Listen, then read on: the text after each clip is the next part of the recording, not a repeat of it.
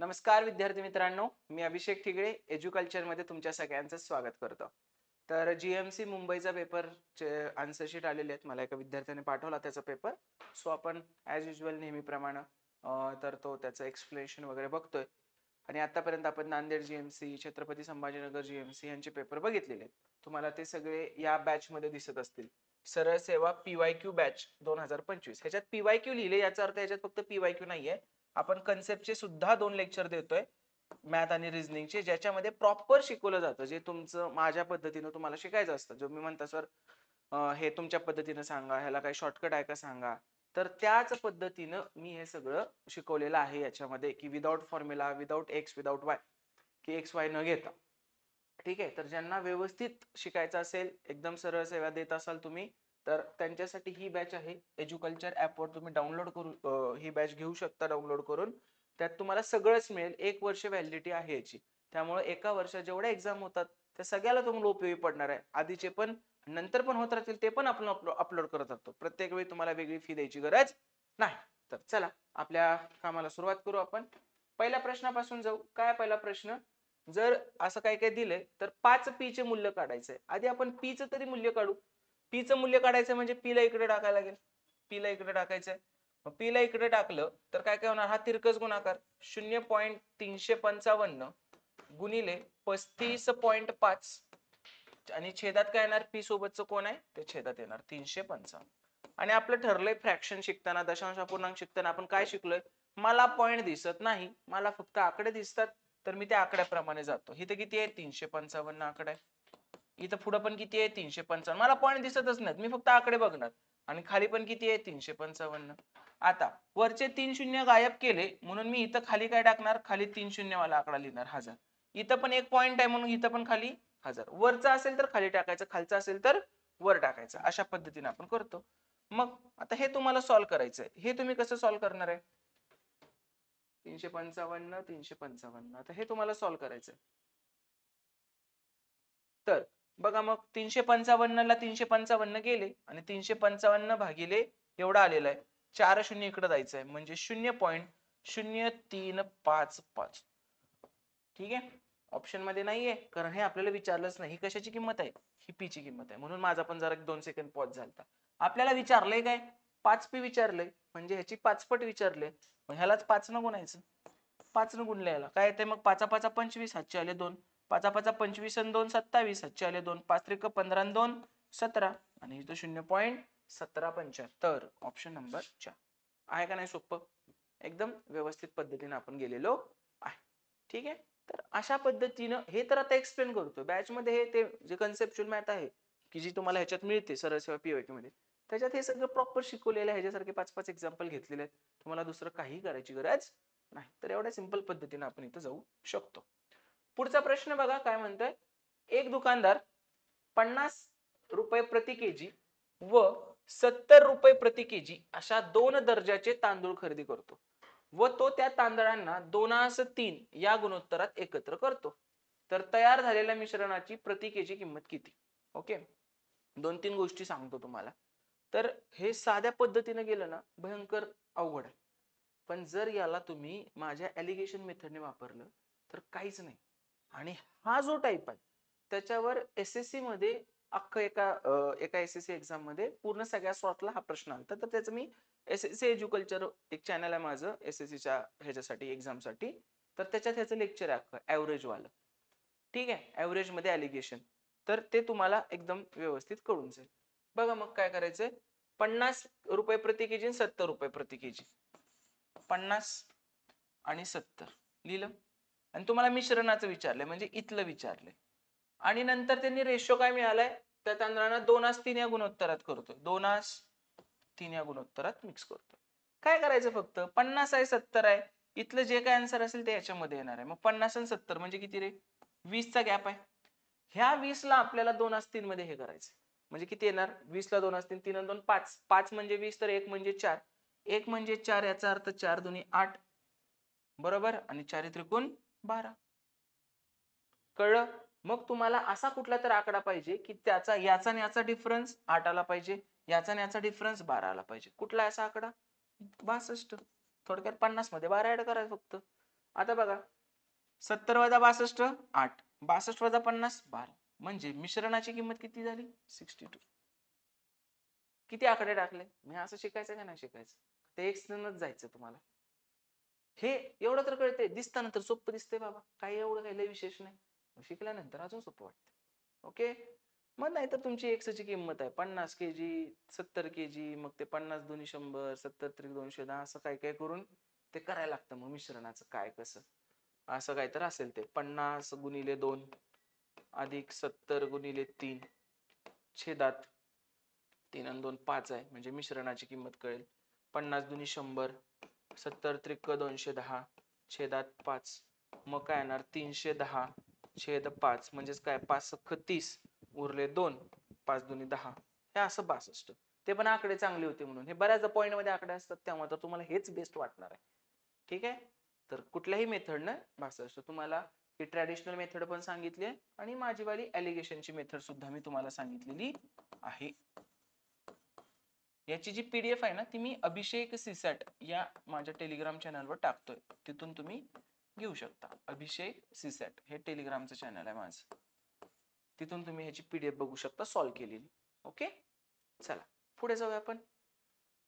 सरळ रूप द्यायचंय, दिसायला भलंच्या भलं मोठं दिसतंय, काय नाही, ज्याचं कॅल्क्युलेशन पाडे वगैरे चांगले पाठ आहेत त्यासाठी हे काहीच अवघड नाहीये. पहा, तर हे पहिल्यांदा करायचंय, तर आपण इथल्या इथंच करू शकतो. हे 14ला 14 गेले 4 वर जाऊन बसतं, म्हणजे इथं काय येणार 4/27 आणि भागिले पुढचं सगळं असणार आहे. तर पुढचं सगळं म्हणजे हे इथल्या इथंच आधी आपण सॉल्व्ह करू, जेवढं सॉल्व्ह होतंय तेवढं. 6 दुनी 12 परत 2 6. ओके. मग काय येणार ते 2/3 आणि 5/9. मग ह्या दोन्हीचं 9 करता येतंय मला. दोन्हीचं 9 केलं, 3 न गुणलं तर ह्याला पण 3 न गुणा, 3 दुनी 6 आणि इकडं 5, 9 एके 9, तसं 5 एके 5. हे कशात आहे भागाकारात आहे, म्हणजे 6 आणि 5 11/9. 11/9 आलं, पण ह्याचा गुणाकार करून काय करायचं 9/11. जमलं इथपर्यंत. आता परत अधिक चिन्ह आहे, नंतर हे 4/9 आहे, त्याचं काय होणार गुणिले करून काय होणार 15/33 होणार. 33/15 15. पण चालणार नाही, लगेच गडबड करायची नाही, आधी ऑफ सोडवायला लागतं. हा असंच ठेवा. मग काय येणार 4/9 भागिले 33/15. ऑफ म्हणजे गुणाकार असतो 15/9. आधी हेच सॉल्व्ह करायचं, नाही तर गणित चुकणार. 15ला 15 गेले, मग हे कुठला टॉपिक आहे बॉड मास, बरोबर. 15ला 15 गेले, इथं काय ते 3 त्रिक 9 3 11 33. मग शेवटी उरलं काय 4/27 गुणिले 9/11 अधिक 4/9 गुणिले 11/3 आहे, त्याचं काय होणार 3/11. बरोबर. परत बघा काय काय होतंय 9 एके 9 9 त्रिक 27 3 एके 3 3 त्रिक 9. मग परत हे काय झालं 4/11 त्रिक 33 अधिक 4/11 त्रिक 33, म्हणजे 4/33 अधिक 4/33, म्हणजेच काय रे छेद समांतर 33 आणि वरचं 4 आणि 4 8, 8/33. काय हे सगळं बॉडमास काय सगळं. आणि इथं तुम्ही ऑफच्या आधी जर हे केलं असतं चुकलं असतं तुमचा सरळ सरळ. त्यामुळं बॉडमास नेहमी लक्षात ठेवायचं. हे नेहमी खिशात घेऊनच. बी म्हणजे ब्रॅकेट, ओ म्हणजे ऑफ, डी म्हणजे डिव्हिजन. ऑफ डिव्हिजनच्या आधी येतं. एम म्हणजे मल्टिप्लिकेशन, ए म्हणजे ऍडिशन आणि एस म्हणजे सबट्रॅक्शन. ह्याच प्रमाणे आपल्याला करावं लागतं. ऍडिशन सबट्रॅक्शन कसं पण केलं तर चालतं, चिन्ह घेऊन जायचं, पण बाकी सगळं ह्याच प्रमाणे आपल्याला आलं पाहिजे. Option number 4. नेक्स्ट चला 1296 च वर्गमूळ आहे, म्हणजे किती आलं हे 36 छेद 13 गुणिले 15 छेद 36 च वर्गमूळ 6 गुणिले 13 225 च वर्गमूळ 15. आणि ही एम ची व्हॅल्यू, म्हणजे व्हॅल्यू काढू आधी आपण. 15ला 15 गेले, 13ला 13 गेले, 6 1 6 6 6 36, म्हणजे एम ची व्हॅल्यू जर ही होती तर एम ची व्हॅल्यू किती झाली मग 6. एम ची व्हॅल्यू झाली 6. मग मला सांगा 5m² वजा 2 म्हटलंय. काय म्हटलंय त्यांनी 5m² वजा 2, म्हणजे 5 गुणिले m चा स्क्वेअर म्हणजे 6 चा वर्ग 36 आणि वजा 2. हे किती येणार 180 वजा 2, म्हणजेच किती आलं 178. Option number 1 easy. काय आहे का विशेष? विशेष असं काय आहे याच्यात? काहीच नाही, फक्त पीपीटी बनवले आणि तुमच्या समोर आलोय. आधी प्रश्न सोडवले आहेत असं तसं, आणि असं म्हणू नका कोणी की मी टीचर आहे. काही टीचरचा ह्याचा काय संबंध नसतो. सगळे टीचर अभ्यास करूनच म्हणजे सोडवून येतात. पण एकदा तुमच्या कन्सेप्ट क्लिअर असतील, इवन मी पण अभ्यास करून वगैरे सगळं करून येतो. पण आता हे पॅटर्नच कळलं आहे सरळ सेवेचा मला, की टीसीएसचं काही लागत नाही, तुमचं बेसिक स्ट्रॉंग पाहिजे, दॅट्स इट. अव्वाच्या सव्वा गणितच नाहीये. ज्याचं बेसिक स्ट्रॉंग, ज्याला माझी आपला आणि त्यांचं मेथड माहित आहे, ज्याला हे छोट्या छोट्या गोष्टी कळतात, त्यासाठी हे काहीच नाही, बेसिक आहे एकदम, लईच लो लेवल आहे. ठीक आहे, चलो पुढे जाऊ आपण. 4,000 या रकमेवर 3 वर्षांनी मिळणारे सरळ व्याज 1200 असेल तर वार्षिक व्याजदर किती? 4,000 रकमेवर 3 वर्षांनी 1200 मिळते. आपलं काय ठरलंय, फॉर्म्युला नाही वापरायचा. 4,000 वर किती मिळालं रे? 1200. मग 100 वर किती? बरोबर. मग 2 शून्याला 2 शून्य गेले, एका शून्याला 1 गेलं, किती आलं रे? 30. म्हणजे 30%. पण हे 30% काय असते? आपलं आरटी असते ना. 30% काय असते? आरटी. त्यातलं टाइम किती आहे? 3. जर टाइम 3 असेल तर आर किती असणार? 10. 10 त्रिक किती? 30. फॉर्म्युला टाकायची गरज नाही. 4,000 वर 3 वर्षांनी 1200 व्याज. मी काय म्हणतो, 4,000 वर 1200 मिळालं म्हणजे 100 वर किती? 30% मिळालं. पण 30% 3 वर्षांसाठीचा रेट आहे. एका वर्षाचा रेट किती? 10%. आलं की नाही? Without formula. तर हे प्रॅक्टिस नव्हतं. ओके, ह्या 2 टेस्ट सिरीज पण आहेत. जर तुम्ही कंबाईनचा अभ्यास करत असाल तर ही एक टॉपिक वाईज टेस्ट सिरीज आहे. ठीक आहे, परीक्षण 1.0 नाव दिले. ह्याच्यात 30 टॉपिक आहेत आणि प्रत्येक टेस्ट मध्ये 20 प्रश्न आहेत. 30 टॉपिकचे 20 प्रश्न आहेत. असे 600 प्रश्नांची टेस्ट सिरीज आहे. प्रत्येक टॉपिक ची टेस्ट सिरीज सोडवताना सुरुवातीला मी कन्सेप्ट एक्सप्लेन केले आणि त्याच्यानंतर प्रश्नाला हात घातले. त्यामुळे जवळजवळ प्रत्येक लेक्चर तास सव्वा तासाचं झालं याच्यात. तर अशी ज्यांना टॉपिक वाईज त्यांचं सुधारायचं आहे आणि चांगल्या चांगल्या प्रकारचे आयोगाच्या लेवलचे प्रश्न बघायचे, त्यांनी डेफिनेटली ही टेस्ट सिरीज जॉईन करा. एज्युकल्चरवर आहे. ओके, ही मिक्स टेस्ट सिरीज आहे. ह्याच्यात 15 टेस्ट आहेत आणि 20 प्रश्न आहेत. हे मिक्स आहेत म्हणजे सगळ्या टॉपिकचं असं, जसं आयोगाला 20 प्रश्न येतात तसे 20 प्रश्न आहेत. अशा 15 टेस्ट आहेत. ह्याची लेवल मी हे सेम आयोगाची तंतोतंत लेवल, ह्याची लेवल मी आयोगापेक्षा एखादा दुसरं जास्त, अशा पद्धतीनं ह्याची लेवल ठेवलेली आहे. त्यामुळे ज्याला हाय लेवल अजून ट्राय करायचं जेणेकरून आयोगाचा पेपर फालतू वाटावा, तर त्यांनी पण ही टेस्ट जॉईन करा. ह्याला नाव दिलं मी परीक्षा 2.0. ठीक आहे, तर ह्या दोन्ही टेस्ट तुम्हाला तुमचा स्कोर वाढवायला मदत करतील. कंबाईनची परीक्षा देणार असाल 21 डिसेंबरची तर 30 दिवस राहिले. टॉपिक वाईज तर घ्याच घ्या. ह्याच्या बाहेरचा एक पण प्रश्न जाणार नाही. 600 प्रश्न आहेत, याच्या बाहेरचा एकही प्रश्न जाणार नाही. एक पण प्रश्न रिपीट केलेला नाही, असा मिळता जुळता बी नाही, मिळता जुळता पण नाही. सगळे प्रश्न वेगवेगळ्या टाईपचे आहेत. हे मी डेफिनेटली सांगतोय, कारण मी स्वतः हाताने बनवलेत प्रश्न. ओके, पण काही डाऊट असेल तर माझा हा नंबर आहे. तुम्ही माझे स्टुडंट असा किंवा नसा, पेड स्टुडंट, तुम्ही मला नेहमी याच्यावर मला गणित बुद्धिमत्ताचे डाऊट विचारू शकता. पुढे, जर 18 पेनांची किंमत 15 नोटबुकच्या किमती एवढी आहे आणि 5 नोटबुकची किंमत 120 आहे. मला सांगा, 5 नोटबुकची किंमत 120 असेल तर 15 नोटबुकची किंमत किती रे? तिप्पट केले तर हे पण तिप्पट करा, 360. म्हणजे 360 काय झाली? 15 नोटबुकची किंमत झाली, की जीच 18 पेनांची पण आहे. म्हणजे 18 पेनांची किंमत किती झाली आता? 360. विचारले काय? 9 पेनांची किंमत किती? आता 18ची 360 आहे तर 9 पेनाची, हे निम्म झालं तर हे पण निम्म कर, किती आलं? 180. काय लय रॉकेट सायन्स नाही, हे असं सुटलं पाहिजे आरामात. मी किती शांत, असं तुम्हाला असं वाटत नाही का अरे किती शांत निवांत चाललंय, मस्तपैकी सुटतायत प्रश्न? तुमचं पण असंच होणार आहे. जरा मन लावून तयारी करा. 2 तास गणित बुद्धिमत्ताला द्या रोजच्या दिवसाचे. सरळ सेवा करत असाल तर 3-3.5 तास द्या. ठीक आहे, शांत बुद्धीनं सोडवायचं, सगळं बंद करून, मोबाईल स्विच ऑफ करून, प्रिंट मारून सोडवा. मजा येते गणित बुद्धिमत्ताचा अभ्यास करताना. ठीक आहे, एकदा ती लत लागली पाहिजे फक्त गणिताची, बस. मग ह्याच्यासारखा सोपा टॉपिकच, सोपा विषयच नाही कुठला. बघा, हा घातांकाचा पहिला नियम मी काय सांगतो तुम्हाला, आपल्याला एकच ध्येय आहे, पाया समान करणे. मग पाया इथं किती? 5, इथं 25, इथं 125. पाया समान करू. 5 चा x आहे, 5 चा x लिहू. 25 आहे, 25 म्हणजे गुणाकार 5 चा दुसरा आणि त्याचा कितवा रे? 17वा. परत इंटू 125 आहे, 125 म्हणजे 5 चा तिसरा आणि त्याचा कितवा रे? दुसरा. परत इकडं 625 आहे, 625 काय? 5 चा चौथा आणि त्याचा कितवा? 18वा. तुम्हाला काय विचारलं? x चं मूल्य. बघा मग काय काय येणार? 5 चा x, घाताचा घात घाताचा गुणाकार असतो, म्हणजे 5 चा 17 दुनी 34 इंटू 5 चा 3 दुनी 6 इज इक्वल टू 5 चा 18 चोक 72. आता पाया समान गुणाकार घातांकांची काय होते बेरीज, म्हणजे 5 चा काय होणार x अधिक 34 अधिक 4 इज इक्वल टू 5 चा 72.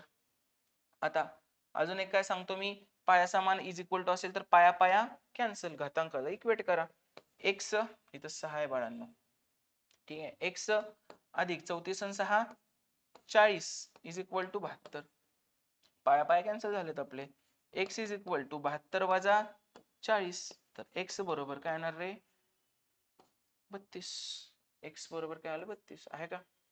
काय काय वापरलं आपण इथे, एक रूल हा वापरला, a चा m चा n बरोबर, a चा m bracket raise to n बरोबर काय असतंय a चा m इंटू n बरोबर. दुसरं काय वापरलं, a चा m इंटू a चा n बरोबर काय येतंय a चा m प्लस n, करेक्ट.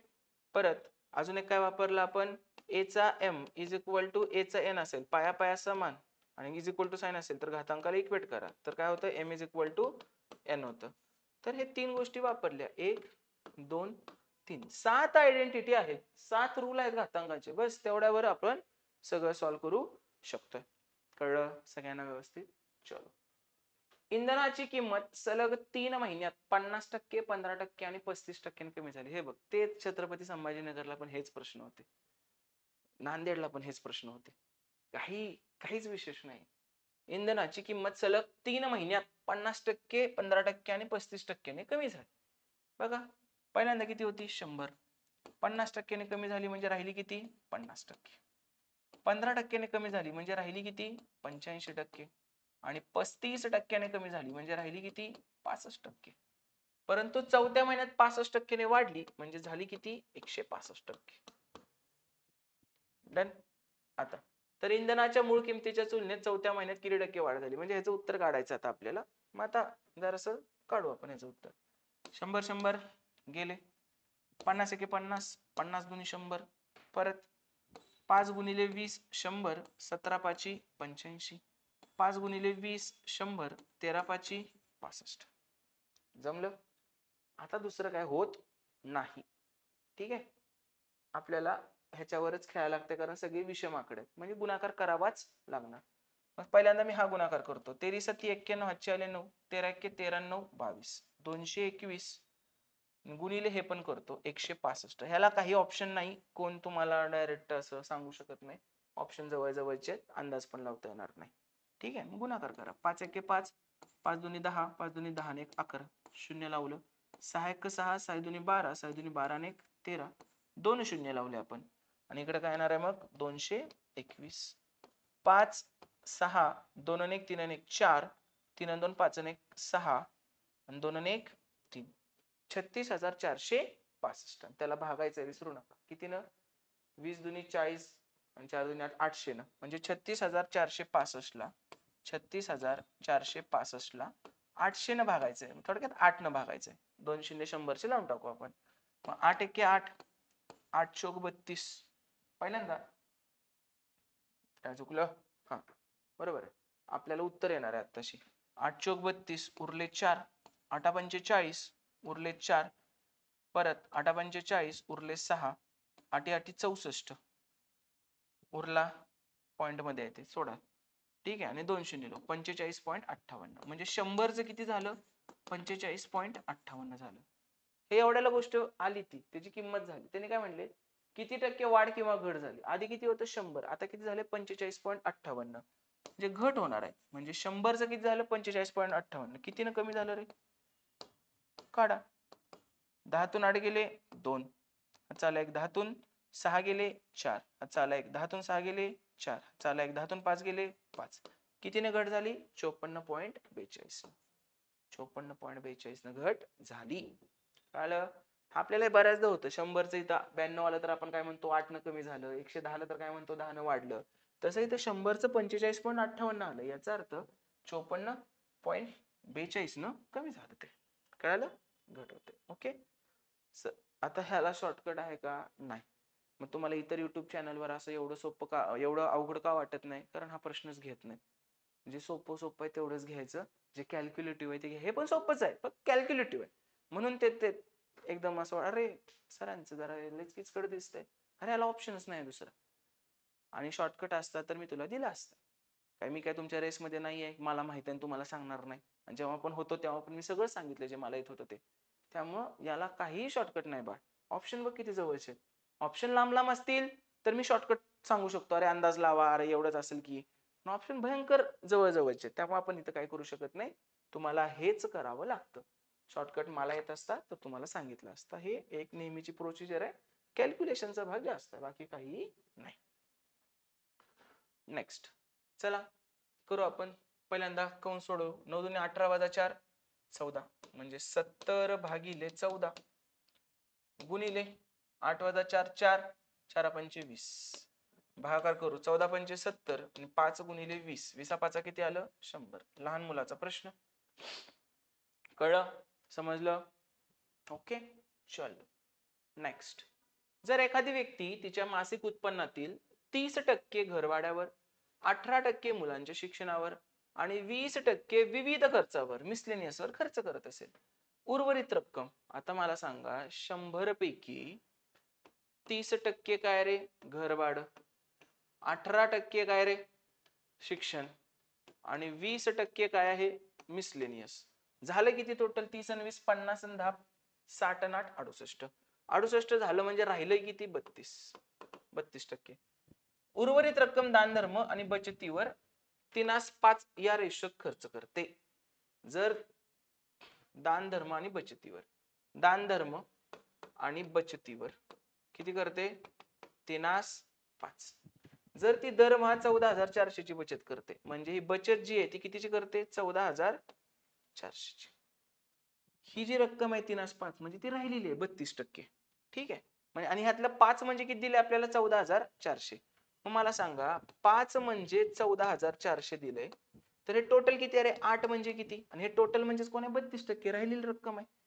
मग काढू आपण. 5 दुनी 10, 4 उरले, 5×8 = 40, 4 उरले, 5×8 = 40 आणि 5 0 0 2880 गुणिले 8. बरोबर. हे 2880 गुणिले 8 करायची गरज नाही, इव्हन हे पण करायची गरज नव्हती. ही तुमची कुठली रक्कम आहे? ती राहिलेली रक्कम आहे 32%. हे म्हणजेच किती आहे रे 32. हे म्हणजेच किती आहे 32. विचारलं की मासिक उत्पन्न, मासिक उत्पन्न किती आहे 100. आपल्या 32 ला ते एवढं म्हणतात, तर आपल्या 100 ला किती? इथं पण कॅल्क्युलेशनची गरज नव्हती आपल्याला. आपण त्याच्यातच जरी खेळत बसलो असतो तरी चाललं असतं, काही फरक पडत नाही. बघा मग काय काय होतंय. 8 चोक 32. ठीक आहे. परत 4 1 4, 4 7 28, 4 2 8, 4 0 0. 720 वर 2 शून्य द्यायचे आपल्याला. 720 वर 2 शून्य दिले म्हणजे किती येते 72,000. जमलं? बघ पुन्हा एकदा. 30%, 18%, 20%, टोटल किती झालं 30 आणि 20 50 आणि 68. 68% काहीतरी केलंय, उरलंय किती 32%. हे उरलेल्यात जी रक्कम आहे त्याच्यात पण 3:5 मध्ये दान आणि बचत केली, त्यातली 5 बचत आहे आणि त्यांच्या भाषेत 14,400. म्हणजे आपल्या 5 ला 14,400, तर आपल्या 8 ला 8 म्हणजे काही टोटल 3 आणि 5 8 आणि टोटल म्हणजे किती 32% राहिलेली रक्कम. मग हे एवढी आली. ठीक आहे. मग ती किती आली 2,880 गुणिले 8 एवढंच केलं. ती म्हणजे किती 32%. मग 32% म्हणजे एवढं, तर 100%. 100% का पगार किती आपला 100%. 100% म्हणजे किती? तर किती आला आन्सर 72,000. ओके. याची सोडवलेली पीडीएफ देतोय आपण. तुम्ही अभिषेक सीसॅट ह्याच्यावर अपडेट राहा. खूप चांगला कंटेंट आहे, ऍडव्हर्टाईजचा भडीमार नाहीये. ठीक आहे. कंटेंट टच असणार आहे याच्यात. अभिषेक सीसॅट ह्या टेलिग्राम चॅनल सोडवलेली पीडीएफ मी देतो, तिथं बघायचं म्हणजे रिव्हिजनला परीक्षेच्या वेळी ते बरं पडतं. ओके. नेक्स्ट पुस्तकं आहेत ही दोन माझी.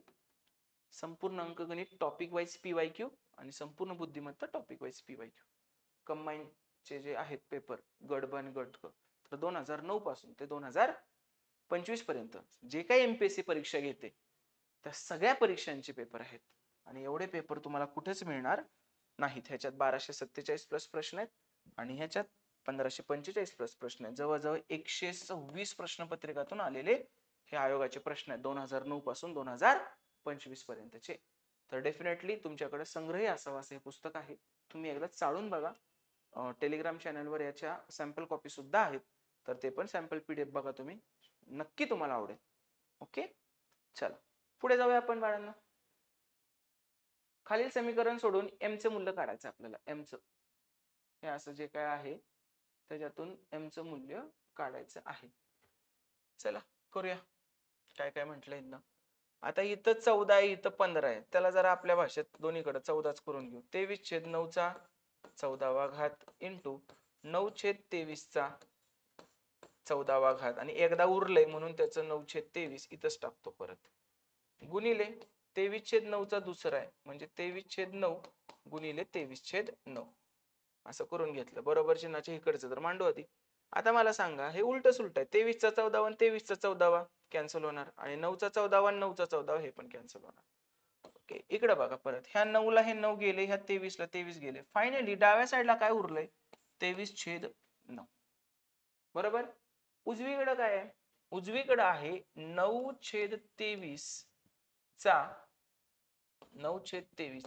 3m अधिक 4. 9/23चा 3m अधिक 4 असं काहीतरी उरलेलं आहे. आता आपल्याला ह्याला करायचं उलट. ह्याला करायचं आपल्याला उलट. तर कसं कसं काय काय करता येईल ते बघायला लागेल आपल्याला. ह्याचं जर उलट करायचं म्हटलं तर मला काय करायला लागेल. ही प्रॉपर्टी आपली a चा -m असेल तर 1/a चा m करतो आणि a चा m असेल तर 1/a चा -m करतो.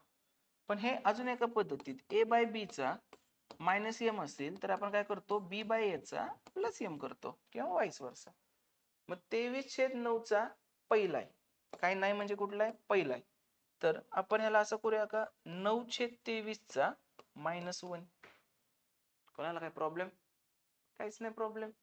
इज इक्वल टू 9/23चा 3m अधिक 4. आता आपले मगाच्या ह्याच्यात आलं बेस समान, घातांकाला काय करायचं इक्वेट. आता काय येणार -1 बरोबर 3m अधिक 4. करा मग 4 इकडे आलं तर -5 होणार is equal to 3m. m बरोबर काय होणार -5 आणि 3 खाली येणार -5/3. Option number 1. कळलं. नवीन प्रॉपर्टी आता कुठली ही एक शिकलो आपण. a चा -m असेल तर 1/a चा m होतो किंवा थोडक्यात उलट होतं ते. थोडक्यात a/b चा -m असेल तर b/a चा m होतो. आणि इथं काय होतं रे a/b चा m होता म्हणून मी त्याला काय केलं b/a चा -m केलं. हे बघ 23/9चा पहिला होता म्हणून मी 9/23चा काय केला वजा पहिला. मग पाया पाया सेम, घातांकाला इक्वेट केलं. -1 is equal to 3m + 4 -1 is equal to 3m + 4 -5 is equal to 3m -5/3 is equal to m. Got it. Easy. शांत डोक्याने बघ. घरात तुझं काही टेन्शन असू दे, नोकरी लागत नाही मला माहित आहे, पण अभ्यासाच्या वेळी अभ्यास कर, परीक्षेच्या वेळी हेच तुला कामाला येणार आहे. आत्ता टेन्शन घेत बसलास तर अवघड आहे. आत्ता टेन्शन घेतोय शिकताना, ठीक आहे, पेपर देताना टेन्शन घेतोय, परत रिव्हिजन करताना टेन्शन घेतोय, मग नाही मार्क मिळत. टेन्शन घ्यायला एक वेगळा वेळ दे आयुष्यात, की बाबा रात्री मी 8:30 ते 9 टेन्शन घेणार आहे जेवताना, काय फरक पडत नाही. पण इतर वेळी फक्त फोकसने अभ्यास कर आणि पेपरच्या वेळी तर फुल कॉन्फिडंट राहा. काही लोड घेऊ नको, काय बिघडत नाही थोडं लग्नाला उशीर झाला म्हणून. पण आधी इंडिपेंडंट व्हायला बघ फायनान्शियली. ते कधी होतं ज्या त्यावेळी जी ती गोष्ट केल्यावर. लोड घेऊन कधी काय होत नाही. हसत मुख चेहऱ्याने अभ्यास कर, एन्जॉय करत अभ्यास कर. पास होतंय. शक्यच नाही पास नाही होत, होतंय पास. टाइमपास करणारे लोकच फक्त नापास होतात. प्रामाणिकपणे अभ्यास करणारी लोक 1-2 मार्काने राहतील, पण पुढच्या अटेम्प्टला तर नक्की निघतं ते कुठल्या ना कुठल्या तरी परीक्षेला. हे मी तुला खात्रीशीर पद्धतीने सांगू शकतो स्वतःच्या उदाहरणासहित. व्यवस्थित मन लावून अभ्यास केला कोणीही अडवू शकत नाही. 10%च जनता प्रामाणिकपणे अभ्यास करते आणि 10%च लोक पास होतात. काही लोकांना 1 वर्ष लागतं, काही लोकांना 4 वर्ष लागतात, पण होतात. पण तू 4ही वर्ष काय 10 वर्ष जर टाइमपास केला तरी तू काय होणार नाही. 10 वर्ष दे मग अभ्यासाला. ठीक आहे, चलो. हे सोपं आहे, हे दिसतंय असं, पण काही विशेष नाही. हे पेपर मध्ये इथलं इथं काटछूट होऊ शकते याची. रिझनिंग सेक्शन सुरू झालंय. एका विशिष्ट सांकेतिक भाषेत TIAJ. आता काय रिझनिंग खरंच मला तर कधी कधी घेऊ पण नाही वाटत, एवढे असे विचारतात ते. काय विशेष असं काय करतच नाहीत ते रिझनिंग मध्ये. आता बघा आपण नेहमीप्रमाणे आपली आधी ABCD काढून घेऊ. एवढे भारी भारी प्रश्न रिझनिंग मध्ये तयार होऊ शकतात, पण हे नेहमीच तेच चाललंय त्यांचं. HIJKLMNOPQRSTUVWXY and Z. 1 2 3 4 5 6 7 8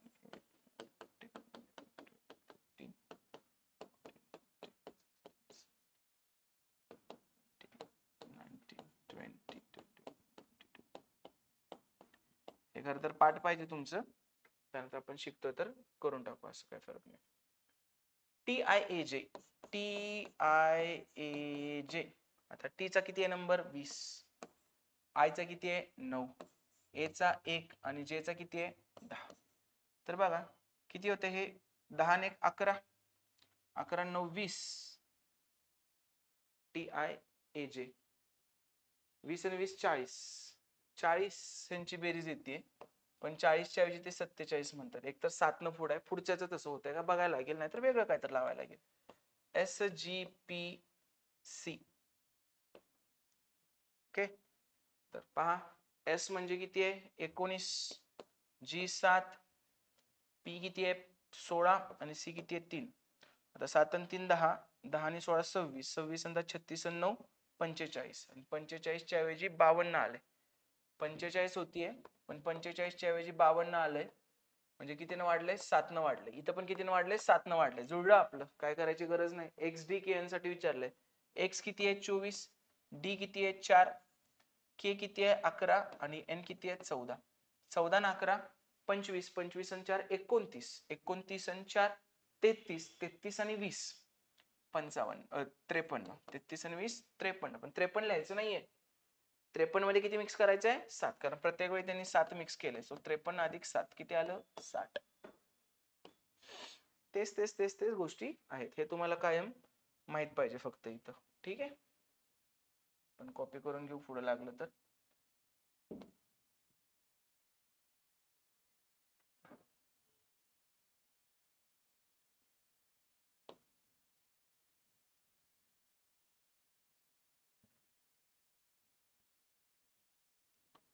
डन. चलो पुढे बघा. ड्रीम सॉफ्ट या शब्दातील प्रत्येक अक्षर इंग्रजी वर्त्याच्या लगतच्या आधीच्या अक्षराने बदलले जाते. नंतर अशा प्रकारे सर्व अक्षरे वर्णानुक्रमे लावली जातात. तर अशा प्रकारे तयार होणाऱ्या नवीन अक्षर खालीलपैकी कोणते अक्षर डावीकडून चौथे असेल? आधी त्याच्या लगतच्या आधीच्या अक्षराने, म्हणजे याचं काय होणार आहे? डी च्या आधीचं C, R च्या आधीचं Q, E च्या आधीचं D, A च्या आधीचं Z, M च्या आधीचं JK LM, S च्या आधीचं RS, MNO, O च्या आधीचं N, EF म्हणजे EST म्हणजे S. आणि ह्यांना परत कसं लावायचं? आपल्याला वर्णानुक्रमाने लावायचं. तर सगळ्यात पहिल्यांदा कोण दिसतंय मला? याच्यात C दिसतोय. नंतर मला कोण दिसतोय? C झाला, D दिसतोय, नंतर D, नंतर E दिसतोय मला, परत E नंतर F G H I J K L दिसतोय, L M N P Q Q दिसतोय, R आणि S. झालं. आता त्यांनी काय विचारलंय? डावीकडून चौथे. 1 2 3 4. डावीकडून चौथे कोण आहे? L. Option number 2. इझी प्रश्न. नेक्स्ट बघा, परत अल्फाबेटिकल ते तोच सेट टाकतात ते प्रत्येक वेळी, कारण त्यांना लेवल बदलायची नसते परीक्षेची. हा, AQZ ला EMU म्हणतंय. आता A ला E म्हटलंय, A ला E म्हटलंय, म्हणजे किती सोडले? 3 सोडले मध्ये. Q ला M म्हटलंय, Q ला M, Q ला M म्हणजे माग 3 सोडले. हे पुढं 3 सोडलेत +3, हे माग 3 सोडलेत -3. आणि Z ला U म्हटलंय, Z ला U 1 2 3 4 सोडले. Z ला U म्हणजे माग 4 सोडले. तर MGF ला बघा, M ला Q, M ला Q म्हणजे पुढे 3 सोडले, सेम चाललंय. G ला C म्हणजे माग 3 सोडले, सेम चाललंय. आणि F ला A म्हणजे माग किती सोडायचे? 4 सोडायचे, सेम. मग आता इथं बघू आपण ऑप्शन. तुला करेक्ट आन्सर माहित आहे. तू पहिल्यांदा D चं B बघितलं, D चं B एकच सोडलाय, काय वेगळंच काहीतरी केलंय. यू ला वाय केलंय, यू ला वाय, पुढे 3 सोडले चालतंय बाबा, पुढे 3 सोडले. केला ओ, केला ओ, मागं 3 सोडले चालतंय. आर ला व्ही, आर ला व्ही, हे पुढं कसं काय गेलं, मागं यायला पाहिजे होतं त्यामुळे गायब. आय ला एम, तिसरा ऑप्शन बघतोय आपण, आय ला एम, पुढे 3 सोडलेत चालतंय. जी ला सी, जी ला सी, मागं 3 सोडलेत चालतंय. आणि झेड ला यू, झेड ला यू, मागं 4 सोडले, हे बघ 4 सोडले चालतंय. त्यामुळे हेच करेक्ट आहे. पुढे जाऊया आपण. चला परत आलेला आहे प्रश्न पहा. HAPX ला EWMT आहे, HAPX ला, तर H ला E आहे, H ला E म्हणजे 2 सोडून आहे, 2 सोडून मागचं. A ला W, A ला W 3 सोडून मागचं आहे, 3 सोडून आहे. P ला M, P ला M 2 सोडून मागचं, 2 सोडून मागचं. आणि X ला T, X ला T 3 सोडून मागचं, 2 सोडून 3 सोडून, 2 सोडून 3 सोडून. त्याने काय विचारले, JCVL, JCVL 2 सोडून मागचं, J ला 2 सोडून मागचं कोण आहे, G. परत C ला 3 सोडून मागचं, 1 2 3 सोडून कोण आहे, Y. म्हणजे G आणि Y आलं पाहिजे तसा एकच ऑप्शन आहे, ऑप्शन नंबर 4. सगळं काढत बसून वेळ वाया घालवू नका. सेक्शन वाईज सुरू झालंय आता. एक आपली नवीन बॅच आहे, संकल्प RRB एक्झाम. जर तुम्ही रेल्वेच्या एक्झामचे फॉर्म भरले नसतील तर नक्की भरा. 27 तारीख लास्ट डेट आहे. ग्रॅज्युएशन, अंडर ग्रॅज्युएशन आणि ज्युनियर इंजिनियर तिन्हीसाठी आहे. ठीक आहे, हे फॉर्म नक्की भरायचे. खूप जागा आहेत, तुम्ही तुटपुंज्या जागेसाठी भांडणं करत बसता, ही भरा तरी एक्झाम. 60% सिलेबस मॅथ रिझनिंग आहे, सगळं मी कव्हर करणार आहे ह्याच्यात, तुला आउट ऑफच मॅथ रिझनिंग मध्ये. त्यामुळं ही फॉर्म भरायचा आहे सगळा प्रॉपर आधी RRBचा. हे बघ, ग्रॅज्युएशन वाला पण फॉर्म भर, अंडर ग्रॅज्युएशनचा पण भर, आणि इंजिनिअरला क्वालिफाय असेल तर तो पण भर. अरे 12,000 जागा आहेत ह्या सगळ्या तिन्हीचे मिळून, 12,000 जागा, सेम सिलेबस. आपल्या पोरांना माहितच नाही मराठी, हे बोंबलून बोंबलून सांगतोय, हे भरा. क्लास 2 क्लास 3 च्या पोस्ट आहेत ह्या, जिथं तुम्ही इथं भांडण करताय तुटपुंज्या जागेसाठी, तिथं आरामात होईल तुमचं. तेवढीच मेहनत घ्या. हे बोंबलून सांगतोय कारण कोण सांगणच झालंय महाराष्ट्रातल्या पोरांना की बाबा ह्या पण एक्झाम आहेत सेंट्रल लेवलच्या आणि काय अवघड नाही, सगळं सोपं आहे. 2 लेक्चर टाकलेत मी याचे युट्यूबवर, रेशोचं टाकलंय, ऍव्हरेजचं टाकलंय, बघून घे किती सोपं आहे ते. परत आपले पॉलिटी, सायन्स, हिस्ट्री सगळ्याचे लेक्चर युट्यूबवर टाकायला लागलो आपण. तर डेफिनेटली हे करायचंय. आणि ही बॅच एज्युकल्चर ऍपवर आहे, जर गरज असेल तर बॅच सुद्धा घ्या. तुला 1500 रुपयाची बॅच आहे, त्यात सगळ्या सिलेबस कव्हर करतोय, तुला दुसरं काहीही करायची गरज नाही. आणि मराठीमध्ये बा तुझा जो प्रश्न असतो तो मराठीमध्ये एक्झाम. त्यामुळं फॉर्म भरा, अजून 5-6 दिवस आहेत, फॉर्म भरा आत्ताच्या आत्ता. 500 रुपये फी आहे, 400 रिटर्न करतात ते परीक्षेला गेल्यावर तुम्ही तुमच्या अकाउंटला. त्या म्हणजे 100 रुपये फी.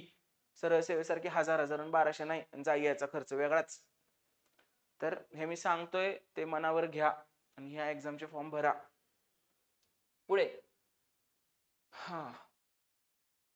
अपरावर्तित म्हटलंय, क्रमाने लावायचंय. पहिल्यांदा कोण येणार आहे, ए घेतला इथं, ए नंतर बी सी डी येणार, डी घेतला, नंतर ई येणार, ई घेतला, नंतर MNOPQNMNO एन येणार, ओ एन नंतर ओ येणार, OPQR येणार आणि यू येणार. किती जणांची जागा बदलली नाही, फक्त यू ची जागा बदलली नाही, यू शेवटी राहिलंय म्हणजे एकाची जागा बदललेली नाही. पजल वर्तुळाकार भोवती 6 आणि 7 बसलेले आहेत, 1 2 3 4 5 6 आणि 7. ई ही आयच्या डावीकडे तिसऱ्या स्थानावर आहे, ई ही आयच्या डावीकडे 1 2 3 तिसऱ्या स्थानावर आहे. सी ही जे च्या डावीकडे दुसऱ्या स्थानावर आहे, सी कुठे आहे रे, सी जे च्या डावीकडे दुसऱ्या स्थानावर आहे, साईडला लिहून घेतलं. आय ही डी आणि सी यांची लगतची शेजारी आहे, आय कोणाची शेजारी आहे, डी आणि सी ची लगतची शेजारी आहे. आय ही डी आणि सी ची लगतची शेजारी आहे. इथं सी ठेवलं, इथं डी ठेवलं, ठीक आहे. सी आणि डी ची लगतची शेजारी आहे. परत आणि काय म्हटले, जे च्या डावीकडं दुसऱ्या स्थानावर सी आहे, जे च्या डावीकडं दुसऱ्या स्थानावर सी आहे म्हणलं. परत जी ही ई ची लगतची शेजारी नाही, जी ही ई ची शेजारी नाही म्हणजे जी कुठे असणार, इथं. आणि राहिला कोण माणूस, एच, एच कुठे येणार, इथं. विचारलंय काय, एचच्या उजवीकडून मोजल्यास एच आणि सी यांच्यामध्ये किती व्यक्ती बसलेत? एच आणि सी यांच्यामध्ये एक आणि दोन व्यक्ती बसलेल्या आहेत. काय खडाखोड, काय गिजबिज काला? प्रश्न कितीदा वाचला? एकदा. जोपर्यंत तुम्ही एकदा प्रश्न वाचायची सवय लावत नाही तोपर्यंत काही मजा नाही. कनेक्ट या शब्दातील प्रत्येक स्वर इंग्रजी वर्णमाला क्रमानुसार त्याच्या लगतच नंतरच्या अक्षरात बदलला आणि प्रत्येक व्यंजन इंग्रजी वर्णमाला क्रमानुसार लगतच्या. ठीक आहे. स्वर काय केलाय? स्वर नंतरच्या अक्षरात बदललाय. म्हणजे पण आहेत, ओ नंतर पी घेतलं, ई नंतर एफ घेतलं, ई एफ. ठीक आहे. आणि परत व्यंजन काय केलंय? आधीच्या अक्षरात बदलले. सी च्या आधीचं बी, एन च्या आधीचं एम, इथं एम, इथं बी, इथं एस.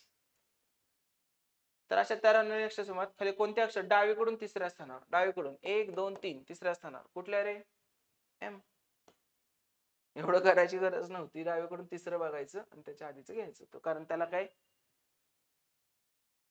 काय परत अरेंज करायचंच नव्हतं आपल्याला, त्यामुळे सगळं करायची गरज नव्हती. चलो पुढे बघा. काय म्हणले? कुठल्या गटात बसत नाही? एमपीएस. एमपीएस कसं कसं चाललंय बघ. एम नंतर पी नंतर एस, म्हणजे दोन दोनचा गॅप आहे. डी जी जे, डी जी दोनचा गॅप आणि जे दोन दोनचा gap. S V Y, S नंतर दोन सोडून व्ही, व्ही नंतर दोन सोडून वाय. तसं V Z C, V Z तीन सोडले ना, दोन दोनचा गॅप नाहीये, त्यामुळे हेच गटात बसत नाही. दोन दोनच्या गॅप ना आलेत अक्षर. चला परत हेच. खरंच बोर आहे का नाही सांगा तुम्ही? रिझनिंग पहिले लेक्चरचा पहिला अर्धा तास बेस्ट, आणि हे रिझनिंग आलंय म्हणून. आणि इव्हन माझ्या आलेल्या पेपरमध्ये पहिल्यांदा रिझनिंग होतं. मी ते उलट करायला लागलो, कारण मला माहिती आहे रिझनिंग घेत बसलं तर कोण बघणारच नाही व्हिडिओ. मॅथ्स चांगल्या लेवलचं विचारता येते, ह्याच्यात काय तुम्हाला आउट ऑफच पडतील. बी ई एच के कसं कसं आहे बघा. बी ई एच के दोन दोन सोडले, दोन सोडून काय येणार आता? एन. पुढचं काय येणार आहे? एन. म्हणजे हे दोन गेले. पुढे पुढचं बघू आपण आता. H J L N, H J L N, आणि एक सोडून काय येणार? पी. एक एक सोडून आहेत तर पुढचं आलं पी. तसं A E I M, A E तीन सोडले, तीन सोडले आय, तीन सोडले एम, तीन सोडा क्यू, म्हणजे पुढचं काय येणार? Q. N P Q, option number 2. ठीक आहे. नेक्स्ट बघा बॉडमास. ए म्हणजे भागिले, बी म्हणजे गुणिले, म्हणजे 17 गुणिले 17. सी म्हणजे अधिक आहे 324, आणि ए म्हणजे भागिले 9, आणि डी म्हणजे वजा आहे 22. मग मला काय काय सुचतंय? मला सुचतंय की हे आधी केलं पाहिजे, हे आधी केलं पाहिजे. 17 गुणिले 17 289, अधिक 9 त्रिक 27 उरले 5, 9 सख्ख 54 वजा 22. मग सांगा मला 36 मधून 22 गेले किती उरते? 14. मग 289 अधिक 14, 9 4 13, चला 1 28 आणि 2 30. किती आलं उत्तर? 303. काय प्रॉब्लेम कोणाला? कसला? एकदम सिंपल. नेक्स्ट. यू हा व्ही चा भाऊ आहे. यू काय आहे? व्ही चा भाऊ आहे. यू हा व्ही चा भाऊ आहे. व्ही हा डब्ल्यू चा मुलगा आहे. व्ही हा डब्ल्यू चा मुलगा आहे. डब्ल्यू ही के ची आई आहे. डब्ल्यू ही के ची आई आहे. के ही एल ची पत्नी आहे. के कुणाची तरी पत्नी आहे, एल ची पत्नी, म्हणून ह्याला पुरुष केला आणि हे भावंडच झाली सगळी. तर यू चे एल शी नाते काय? यू कोण आहे? एल चा. तर एल चा कोण आहे रे? यू पत्नीचा भाऊ. पत्नीचा भाऊ, ही त्याची पत्नी आणि हा त्याचा भाऊ. इझी. म्हणजे काय? मेहुणा, पण आता अशी द्यायची पद्धत सुरू झालेली आहे. प्रत्येक अंक डावीकडून उजवीकडे चढत्या क्रमाने मांडल्यास मूळ संख्येच्या तुलनेत किती अंकाचे स्थान अपरिवर्तित? काय लहान मुलाचा प्रश्न आहे राव. चढत्या क्रमाने मांडायचंय. 2 घेतलं, 3 घेतलं, 4 घेतलं, परत 5 पण घेतलं, 7 घेतलं, 8 घेतलं आणि 9 घेतलं. तर ते म्हणतात की कशाचं स्थान बदलणार नाही. मला सांग, हे 4 इथं पण 4च आहे, तिथं पण 4च आहे. अजून तसं कुठलं आहे का? नाही. म्हणजे फक्त एका अंकाचं स्थान बदलणार नाही. इझी. काहीतरी गटातनं बसणार ओळखायचं आपल्याला.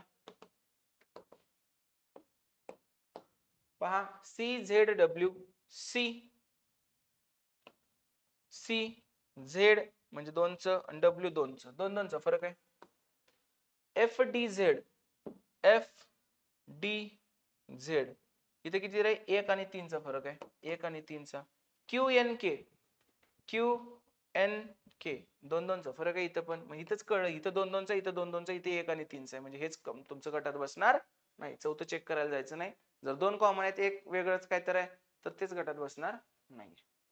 ओके, तर ही आपली सरळ सेवाची बॅच आहे PYQ, जी सुरुवातीला आपण सांगितलं होतं एज्युकल्चर ॲपवर शिकवणारे 2 फोल्डर आहेत. ठीक आहे, आणि त्याच्यानंतर हे सगळे PYQ आहेत. मग ह्याच्यात परत GMC, कोशागार, समाज कल्याण ते सुद्धा आहे, तलाठी सगळं आहे. ही मॅथ रिझनिंग साठी 1 स्टॉप सोल्युशन बॅच आहे सरळ सेवेचा अभ्यास करणाऱ्या पोरांनो. एकदा लावायचं, वर्षभर काही बघायचं नाही, सगळं अपलोड होते. तुम्ही रिस्पॉन्स शीट पाठवणे, मी त्याचं लेक्चर घेईन. मग काही लेक्चर असे डिजिटल बोर्डवर असतात, काही टॅबलेटवर किंवा लॅपटॉपच्या स्क्रीनवरचे असतात. तुम्हाला कंटेंट येण्याशी मतलब, कन्सेप्ट समजण्याशी मतलब. झगामागा हे माझी सगळ्यात जास्त बॅच जी हे होते मुलं जॉईन करतात, ती माझी लॅपटॉपवरचीच बॅच आहे. ठीक आहे, डिजिटल बोर्ड पेक्षा पण. आणि त्याची ऍडव्हर्टाईज पण नाही करत मी, कारण बसून शिक्षकाला पण निवांत शिकवता येतं. हे तुम्ही कन्सिडर करा ऑनलाईनच्या बाबतीत. कारण एकटं बडबडायचं असतं ना, ऑफलाईनला काय उभं राहून मजाच येते, पण ऑनलाईन एकटं बडबड करत असताना बसून मी उलट जास्त एनर्जीने एक्सप्लेन करू शकतो. सो अशा पद्धतीचा सगळा मिक्स कंटेंट. हे आधीच सांगतो मी, कारण परत बॅच घेतलं, सर तुम्ही दिसत नाही, सर तुम्ही एका कोपऱ्यातच दिसताय, सर डिजिटल बोर्डवर घ्या सगळं. जसं मला पॉसिबल होत असतं तसं मी तुमच्याकडून तुम्हाला सगळं द्यायचा प्रयत्न करत असतो. आणि झगामागापेक्षा हेच कधी पण कंटेंट डिलिव्हर करणं सगळ्यात इम्पॉर्टंट आहे. तुम्हाला काही डाऊट असेल तर माझा नंबर इथं आहे, तुम्ही या माझ्या नंबरवर मला कॉन्टॅक्ट करा. आणि अभिषेक सीसॅट याच्यावर ह्याची आपण जी सॉल्व्ह केलेली अनोटेशन फाईल आहे ती आपण तुम्हाला देतोय, तर ती फाईल पण तुम्हाला रिव्हिजन साठी उपयोगी पडेल.